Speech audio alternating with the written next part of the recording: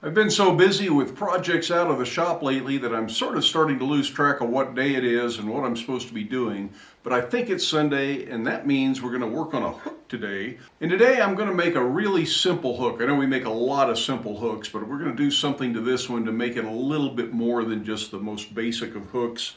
This is actually a piece of 5/16 flat bar, 1 inch wide. So that's about 8 millimeters by 25 millimeters. It's 7 inches long, or about 180 millimeters long. And I think I'm going to make a fairly basic J hook out of this, but instead of just leaving it plain or just beveling the edges like we typically do, I think I'm going to do some chisel work on this.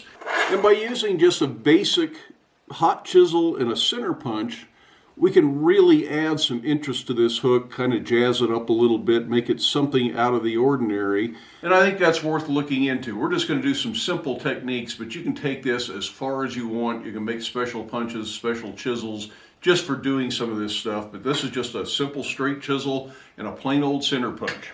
So let's head over to the forge, get our material hot, and get to work. This bar is a little bit thick, so I think I'm going to reduce it both in thickness and in width as I make the hook, which will make a much longer, more graceful hook in the long run. Of course, forging over the horn is a good way to accomplish this. Moves material faster than forging at the face of the anvil.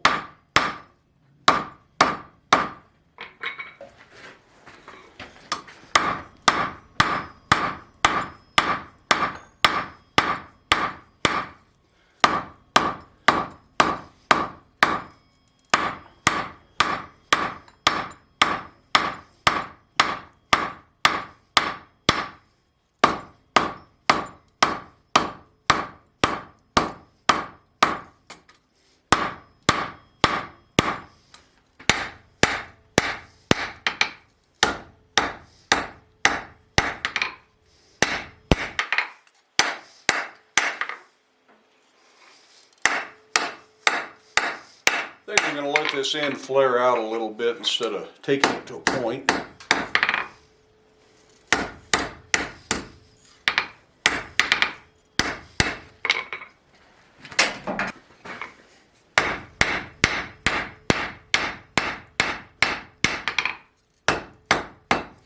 I don't really have a specific thickness in mind, I guess. Just make it thinner and more graceful. And I'm also going to just thin it out in general, so that I get a nice step and a finial up here. I'll turn it around and do that before we finish the hook.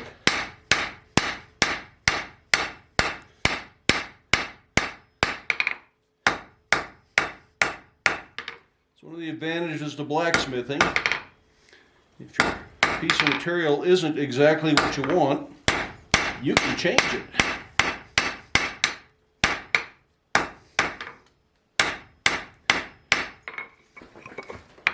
I'm just going to set this over the edge of the anvil and shoulder in with the hammer. It's another thing that's good practice, trying to get the hammer to line up right with the edge of the anvil. I think that's what we'll take this down to. That just provides a nice transition point here.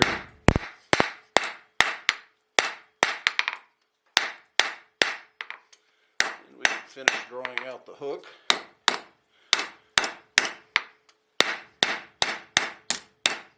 Then we'll give it some shape and some character and go on to the chisel.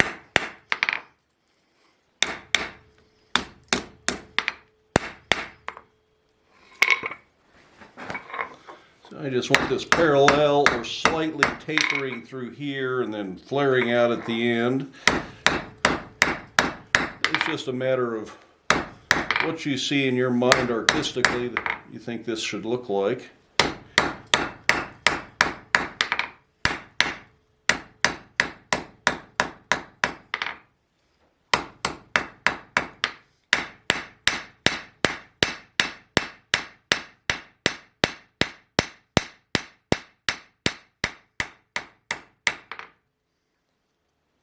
That's pretty much what I want there. Now I'm going to give my attention to the finial end. I think I'm going to do something a little bit different up here just to add to the character of the hook. Hopefully it'll go with the chisel ornamentation we're going to do. Although this hook may have too much going on, it may just be more of a sampler than it is anything meant to be just like it would going out the door. But I'm going to go ahead and cut this off at an angle.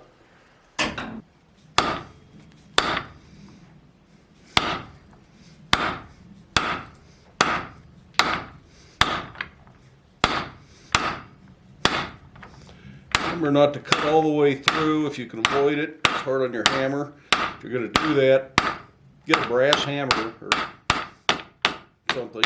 If I work over off the side of the Hardy at this point, I can get that to shear off. With a final little bit over the edge of the anvil. Some people just always cut with a brass hammer over their Hardy. Just up to you. We looked at this technique for getting a point on a bar before. Just drive that corner down and we end up with a point. There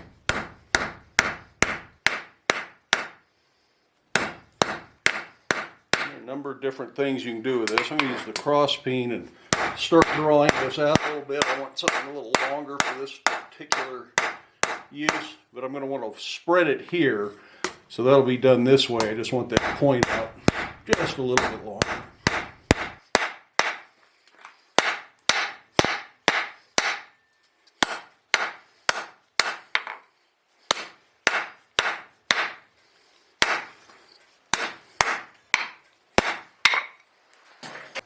I'm using the cross peen. I'm going to go half on, half off, half face blows, and use it to spread this material out here. And it'll also create a little shoulder at the transition point. That's what I want.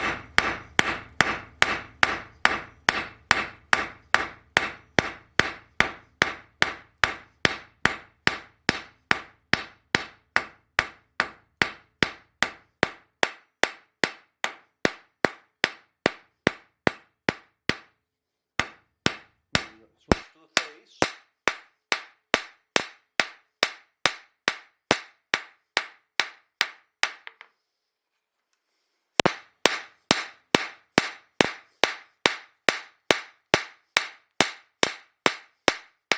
That's starting to curve. If you work more here, you can straighten it back out, but I actually don't want it straight. I'll show you what I'm after here.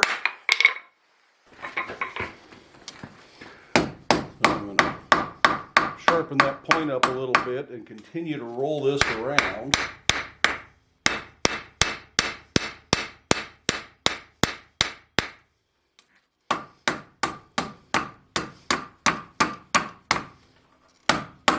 We've kind of looked at a finial like this before, a little tulip sort of finial, although some people said they didn't think it was a tulip but wanted to call it something else, so whatever you want to call it.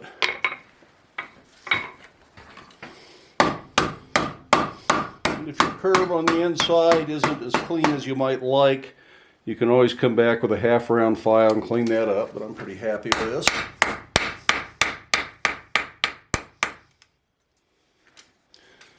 That's what the top of the hook is going to look like. I'm just going to put a nice bevel down here for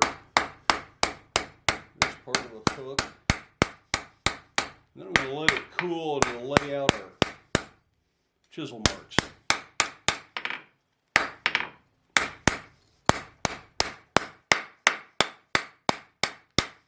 Working down into black heat helps break the scale off, and you don't have to wire brush that way if you don't want to.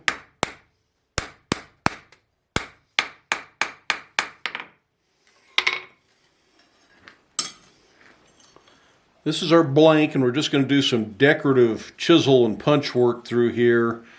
I want to make sure I leave enough for the hook. I don't need to get it where the hook wraps around, so I'm just going to kind of use my hook form as sort of a guess. So really just up in this area is the only place I want it. There's lots of things you can do. Just let your imagination try things. Try them on just flat bars just to see what you like if you're not sure. The simplest is, of course, is just two parallel lines. That's real easy to do.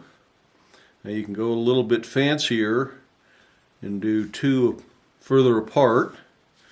And if you put a cross in there, this is one Darrell Nelson. I don't know if you've ever heard of him, but he demonstrates at the Rocky Mountain Smiths Conference from time to time. He calls this hugs and kisses with the cross and some center punch marks in between. So we'll do something like that. And then I think I'm going to come up here,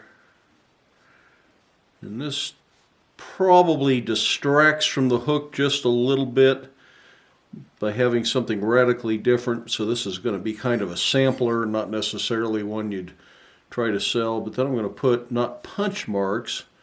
So I'll get a third tool out that I wasn't planning on using. I'll get a little eyeball punch or a rivet set, something like that out, and leave some circles with a raised center. And maybe we'll do that down here too, just to balance it and make it look a little bit more intentional. Doing these lines cold, or at least laying them in cold, is a good idea.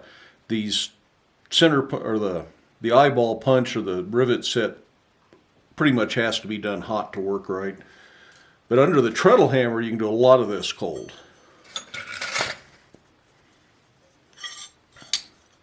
Now I'm just going to put enough of a mark here that I can find it again hot.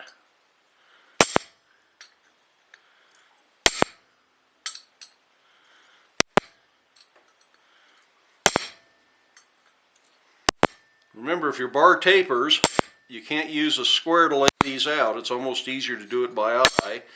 If you want to use a square to lay it out, you got to make sure your bar is perfectly parallel, or your lines won't be straight. Although a little variation really doesn't seem to hurt these too much, as long as you're not just way off in left field somewhere.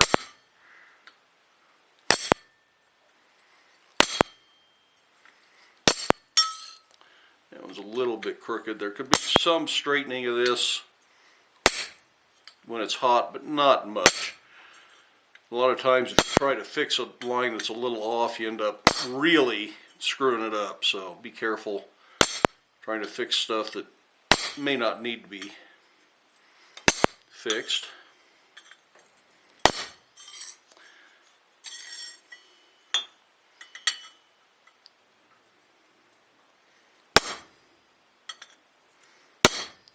Getting this cross in here just right is one of the harder things.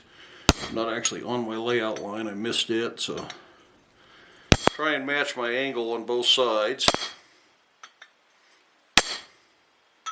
So let's get this hot now, and we'll come back and clean all that up and see what we end up with.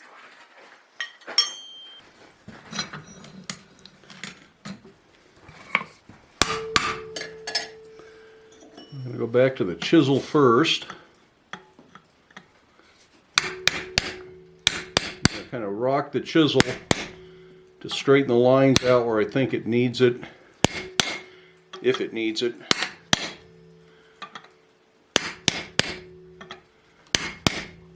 Don't get too carried away here. You want to make a nice deep mark, but you don't want to cut so far through that you create a serious weak point on this. That would be far less than desirable. Now, this is the most crooked. I'm not going to get too carried away trying to straighten it. That's a good way to end up with a double line, but you can see that is better than it was. Or I can see that it was better than it was.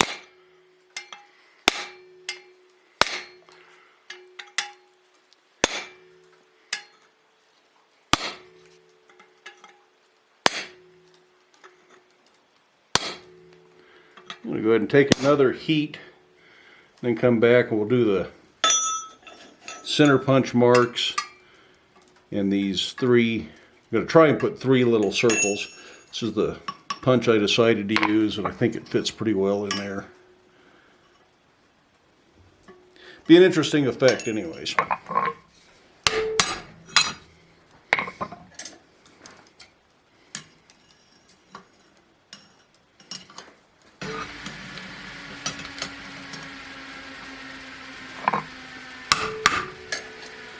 I'm going to go to the eyeball punch first because it needs more heat to leave a clean impression. It's working against a bigger surface area. This one's just almost too big, but I think we're going to be okay.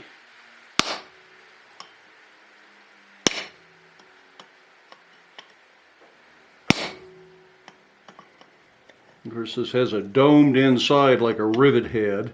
The thing that makes it different than a rivet setter is it's got a sharper outside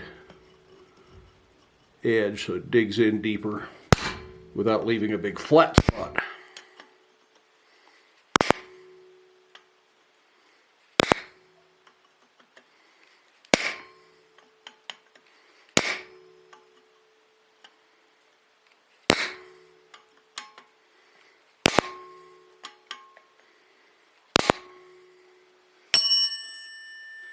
I think there's still enough heat here. Center punch doesn't really need much in the way of heat. This is real easy to get off. Yep, that was a little bit off.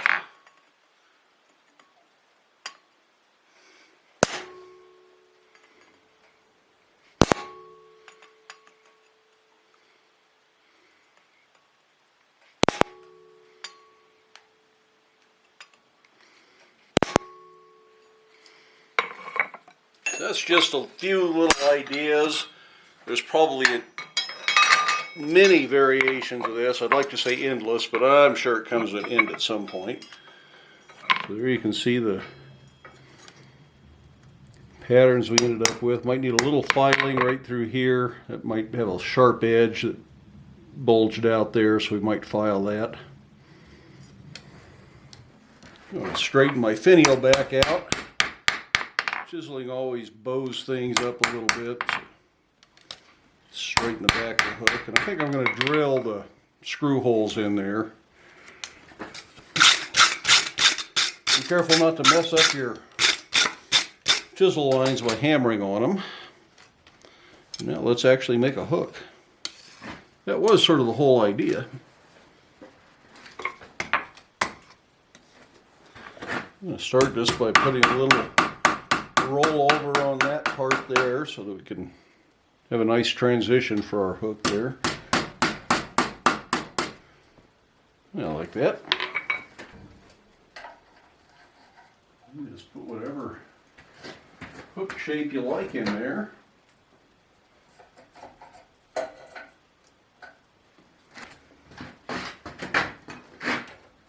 think I like that just a little bigger, so I've changed to the larger die on the hook jig here.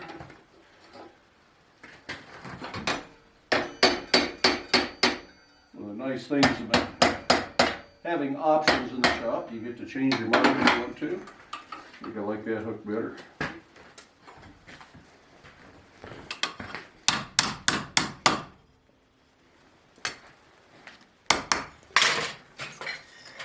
Next thing I want to do is let this cool off, and I'm going to do just a little filing to clean up these sharp edges and clean up inside this curve here. Then we'll drill some holes for screws. I'm going to start just by cleaning up that inside curve there. Went ahead and drilled the holes in there for the screws.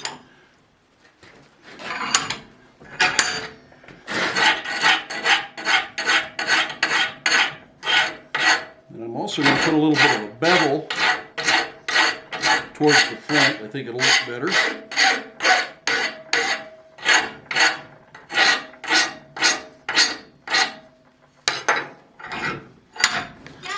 I'm putting a bevel to the front on that. Make sure I do it to the opposite side.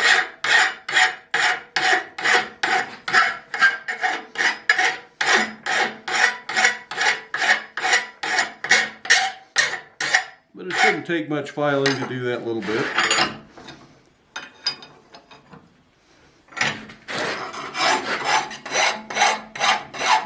Here we've already forged a bit of a bevel in, so I'm not going to do a lot of filing to create a bevel.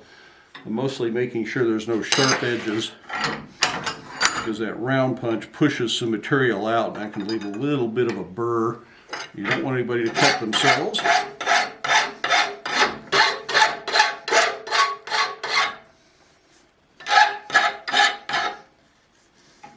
Feels pretty good.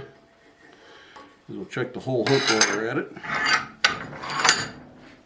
The last thing I'm going to do is bring it back up to a black heat, just hot enough to melt some wax and blend this color in a little bit. And then we'll put some Johnson's paste wax on it and it'll be good. This is probably still too hot. It really makes the wax sizzle. I'm going to let that cool just a hair more before I wax it. And the gloves I wear for waxing, this is an old one that I've been using at the forge. But once I start using them for wax, they get coated in wax, so I don't wear them at the forge anymore. They're kind of slippery, and the wax is a little bit more combustible. Yeah, it's a little bit better. If they're too hot to hold on to with the hot mill glove, it's probably too hot to wax. Still right on the edge there. It's smoking, but it's not smoking and cooking completely off the hook there.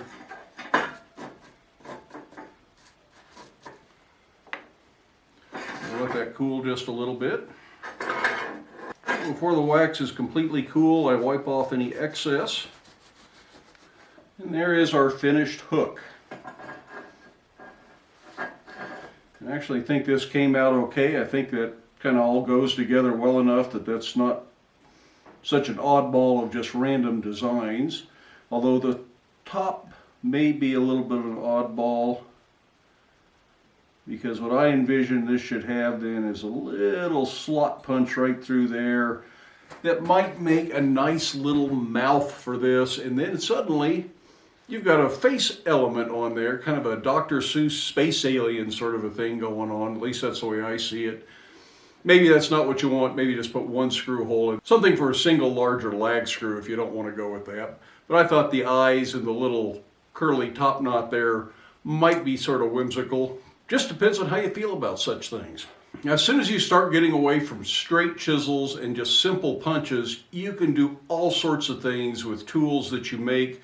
You can make teardrop shaped punches, you can make curved chisels, you can make S-curves, all sorts of stuff you can do with this kind of a concept. And we'll look at some of this in future videos, but for hinges, hardware, hooks, things like that, lots and lots of possibilities for these types of elements. They use very simple tools. They can be done at the anvil. You don't have to have a power hammer or press or anything like that, although they are quite nicely done under a treadle hammer if you have a treadle hammer. That's all I've got for this week. If you enjoyed the video, be sure to give it a thumbs up. If you haven't done so already, I would love it if you hit that subscribe button down there. Feel free to stick around, watch a few of the other videos, share the videos with your friends. If you'd like to provide financial supports for the videos here at Black Bear Forge, there are links in the video description for both PayPal and Patreon. Those are merely donations. The content is free. In the meantime, I hope you have time in your day to get out to your shop, try something new, try something different, but have fun, stay safe, wear your safety glasses,